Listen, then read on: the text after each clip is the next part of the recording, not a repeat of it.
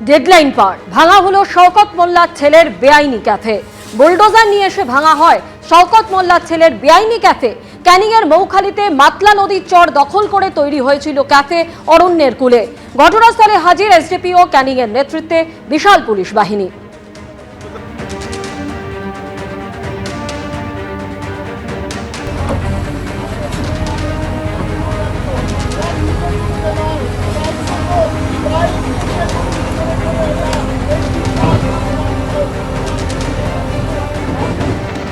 আর এবার এই যে ছবি দেখতে পাচ্ছেন পদ্মপুকুরে, যেখানে অবৈধভাবে তৈরি হওয়া তৃণমূলের অস্থায়ী দলীয় অফিসে বুলডোজার চালানো হলো। তৃণমূলের অবৈধ কার্যালয় বুলডোজার দিয়ে ভেঙে গুড়িয়ে দিল প্রশাসন।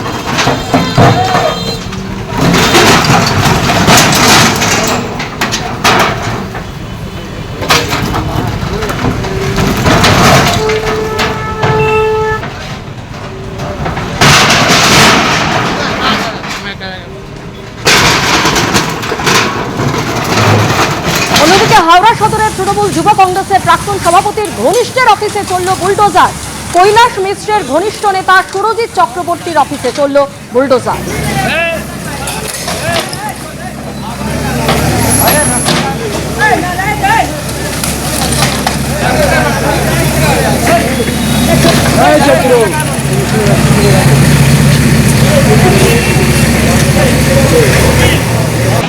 লিলুয়ার পর এবার উলুবেড়িয়া উত্তর, যেখানে প্রাইমারি স্কুলের জমি দখল করে তৃণমূলের কার্যালয় তৈরি হয়েছিল, আর সেই অবৈধ নির্মাণ এবার বুলডোজার দিয়ে গুড়িয়ে দিল প্রশাসন।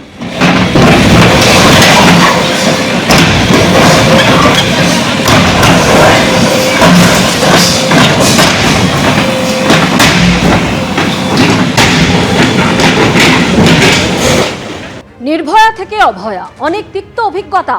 নারী নিরাপত্তা সুনিশ্চিত করতে 500 থানায় চালু হলো মহিলা হেল্প ডেস্ক। পথে মহিলা সুরক্ষায় থাকবে দুর্গা স্কোয়াড, ঘোষণা মুখ্যমন্ত্রী শুভেন্দু অধিকারী।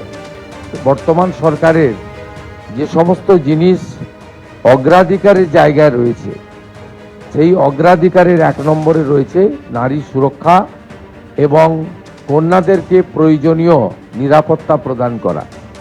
তাই আমি আশা করব ভারতীয় ন্যায় সংহিতা, পস্কো আইন এবং নির্ভয়ার ঘটনার পর থেকে আমাদের এই রাজ্যের অভয়ার ঘটনা পর্যন্ত এখান থেকে আমরা যে তিক্ত অভিজ্ঞতা সঞ্চয় করেছি, সেই তিক্ত অভিজ্ঞতা সঞ্চয় করে আমাদের এই নারীদেরকে এবং কন্যাদেরকে আমরা সুরক্ষা প্রদান করব, জাস্টিস দেব, এবং তার জন্য এই সরকার জিরো টলারেন্স নীতিতে চলবে।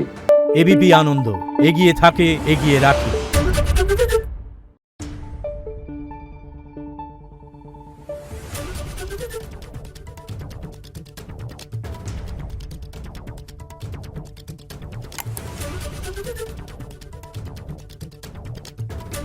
Thank you.